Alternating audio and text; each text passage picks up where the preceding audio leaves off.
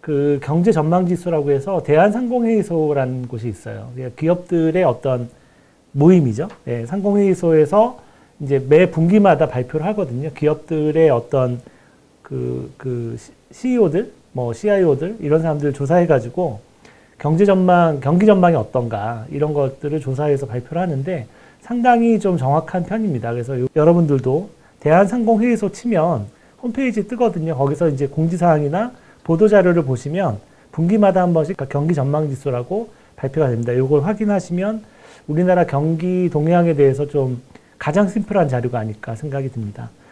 그래서 여기 보시면 이게 이제 제가 여기 뉴스에 나와 있는 부분들, 그 다음에 요거는 이제 대한상공회의소에 들어가서 요 그래프 따갖고 온 거거든요. 이렇게 하고 요것도 이제 따갖고 온 거고요. 이런 것들을 보시고 한번 보시면 지금 4분기 때는 85 정도가 나왔어요. 여기 85. 3분기에 비해서 한 4포인트 정도 떨어졌죠. 3분기도 89였고, 2분기가 제일 높았죠. 99. 예. 그래서 2분기에 거의 이제 기업들의 체감 경기라고 볼 수 있습니다. 체감 경기가 거의 피크를 쳤고, 그 다음에 3분기 때 이제 좀 꺾였고, 4분기 때는 더 꺾인 이런 분위기라고 할 수 있습니다. 그래서 이런 어떤 흐름들을 보면 우리나라 코스피 지수랑 이 대한상공회의소 분기별 이 경기 전망 지수를 비교를 해보면 거의 흐름이 비슷해요. 그러니까는 기업들이 느끼는 것이 결국은 실적에 연결이 되고 실적보다 먼저 움직이는 것이 주가이기 때문에 이것도 이제 미리 나오는 거거든요.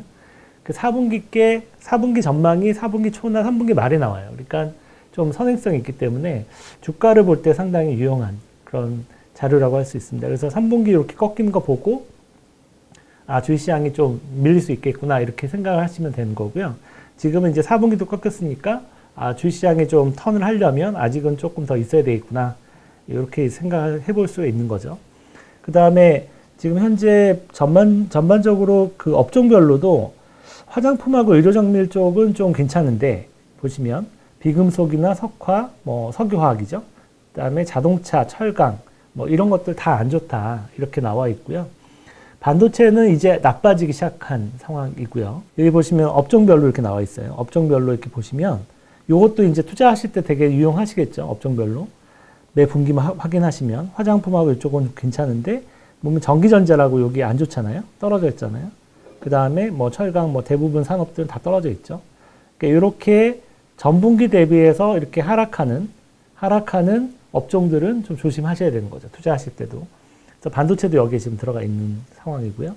그래서 반도체와 전기전자 업종이 좀 하락을 했다. 뭐 이렇게 얘기가 나왔는데 반도체 같은 경우는 지금 저희가 보고서에서 지난 보고서에서도 썼지만 반도체 가격이 이 중국의 어떤 덤핑 공세가 시작됐다 이렇게 말씀드렸잖아요. 그래서 이번 보고서에서 좀 다뤘는데 이거는 되게 큰 흐름의 변화입니다. 그러니까 글로벌 공급 과잉이라는 큰 흐름의 변화인데 중국이 이제 글로벌 공급 과잉을 다시 일으키고 있어요. 그게 바로 직전에는 언제였냐면 2009년서부터 2017년까지.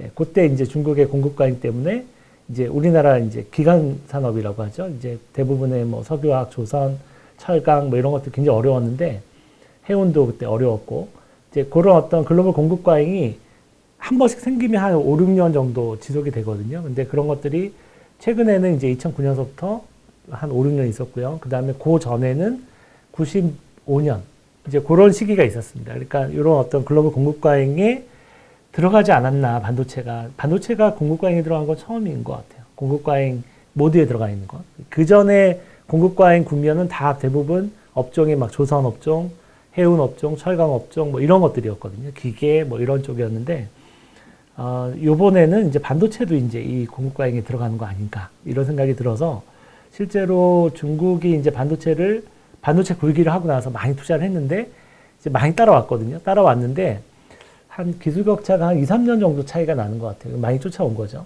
근데 얘네들이 이제 저가형 디램하고 낸드 플래시도 좀 만드는 것 같고 그러니까 이게 이제 범용 제품이거든요. 범용 제품이고 조금 기술 단계가 낮은 거죠. 이제 근데 이것도 이쪽에 이제 걔네가 진출하기 시작해서 막 찍어대기 시작하면 이쪽에 반도체 가격이 떨어지면 그 위에 하이엔드 쪽도 영향을 받아요. 그래서 지금 그렇게 영향을 받기 해서 지금 반도체 가격이 꺾이고 있거든요. 실제로 월별로 보면 8월에 좀 꺾였고 9월에 좀 많이 꺾이고 이런 분위기가 있습니다. 그래서 최근에 삼성전자가 3분기 실적이 안 좋을 거다 이렇게 얘기 나오는 게 이제 그런 영향이고요. 실제로 이제 삼성전자나 하이닉스가 하이엔드 제품만 만드는 게 아니거든요. 전체 매출의 한 60%가 이제 약간 로엔드 쪽 디램이나 낸드 플래시나 이쪽도 아직도 매출이 절반을 차지하기 때문에 이쪽에 이제 중국의 타격을 받으면 이게 굉장히 어려워지는 거죠. 근데 이제 하이닉스 같은 경우는 HBM에 성공을 했으니까 이쪽에서 커버가 좀 어느 정도 되겠지만 삼성전자는 그것도 힘들다는 거죠. 비메모리 쪽도 힘들고. 그러니까 파운더리 쪽이죠. 그쪽도 아직 수주를 제대로 못 받고 있고 계속 적자가 연간 4조씩 나고 있습니다. 그러니까 삼성전자가 좀 암울한 거죠. 네, 여러 가지 면에서. 그래서 이런 어떤 흐름으로 들어가고 있고 이번 보고서의 어떤 뒤에 보시면은 경제 측면에서 경제 쪽 읽어보시면 그 얘기를 많이 썼어요. 그러니까 이번에 이 글로벌 공급 과잉이 이번에 시작됐는데, 그러니까 시작된 것 같은데 여기서 보통 한 번 시작되면 5년에서 7년 정도 되니까 앞으로 2024년이잖아요, 지금이 4년이니까 앞으로 2030년까지는 계속 그런 공급 과잉에 시달려야 되지 않을까 이렇게 우려가 되고요. 이제 이번 공급 과잉은 이 메인으로 들어오는 게 반도체인 것 같고 그 다음에 뭐 태양광이나 풍력이나 이런 쪽은 이미 이제 공급 과잉을 만들어서 이제 중국이 다 죽였어요. 그 글로벌 기업들을. 우리나라도 태양광 다 망했잖아요. 다 이제 점유율 90%까지 가져갔고요. 그다음에 이번에 반도체인 것 같아요. 그래서 반도체가 이번 공급 과잉이 가장 큰 피해를 보지 않을까 생각이 들고 지금 현재 이제 피해를 보고 있는 쪽, 시작되는 거 말고 이미 보고 있는 쪽 중에서는 석유화학 쪽이 좀 심각하고요. 우리나라 석유화학하고 그다음에 철강, 철강 쪽도 좀 심각한 것 같습니다. 그래서 이번에는 반도체, 석유화학, 철강 쪽이 좀 메인인 것 같고 이 직전에는 그 운송 쪽이 메인이었거든요. 그러니까 2009년서부터 2017년까지는 해운 쪽에 공과이 되게 심했는데 그래서 이제 우리나라 한진해운이 망했잖아요. 한진해운이 망했죠. 예. 그런 어떤 망하는 기업들이 나오게 돼요. 그래서 좀 이번 공급과잉 시기에 우리나라가 타격이 좀 클 것 같아서 메인이 건들고 있잖아요. 메인을. 그렇게 보면은 자동차만 좀 피해 있는 것 같고 예, 그렇습니다. 그래서 자동차 쪽을 제외한 나머지 우리나라 뭐 이제 반도체까지 공급 과잉이 휩쓸려 들어가면 우리나라 수출 산업 중에 사실 메인이 자동차하고 그 반도체하고 그 다음에 화학, 석유화학 이쪽이 사실 메인이거든요. 근데 그 셋 중에 석유화학은 이미 공급 과잉이 들어갔고 이제 반도체까지 끌려 들어가면 이제 자동차가 남거든요.